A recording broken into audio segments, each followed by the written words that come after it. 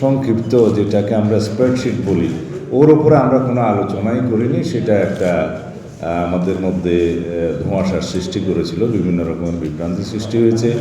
যাই হোক, সেটা ওনারাও আলোচনা করতে আগ্রহী না, আমরা মোটেও আগ্রহী নই। আমরা বিস্তারিত রিপোর্টের উপরে দফাওয়ারি আলোচনার মধ্য দিয়ে আমাদের আলোচনাটা শেষ করতে চাই।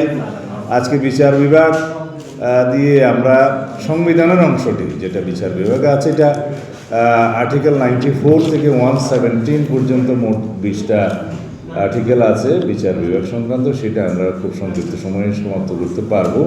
তার পরবর্তীতে বিচার বিভাগের বিস্তারিত রিপোর্ট, যা বিচার বিভাগ সংক্রান্ত সংস্কার কমিশন প্রদান করেছে, তার উপর আমরা মতামত দিচ্ছি, সেটা আলোচনা করব।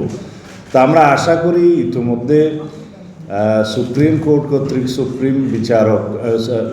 সুপ্রিম কোর্টের বিচারক নিয়োগ সংক্রান্ত যে অধ্যাদেশ জারি করেছে, যেটা হাইকোর্টে চ্যালেঞ্জ হয়েছে, সেই বিষয়টা এবং সুপ্রিম কোর্টের একটা সচিবালয় প্রতিষ্ঠার জন্য যে উদ্যোগটা গ্রহণ করেছে, এটা সহ আমরা বিচার বিভাগের সম্পূর্ণ স্বাধীনতায় আমরা বিশ্বাসী এবং সেটা আমরা বাস্তবায়ন করার অঙ্গীকার আছে।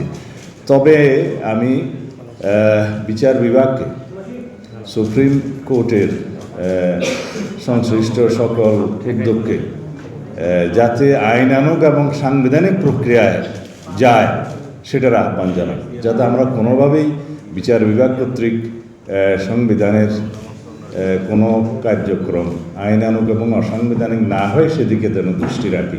ধন্যবাদ।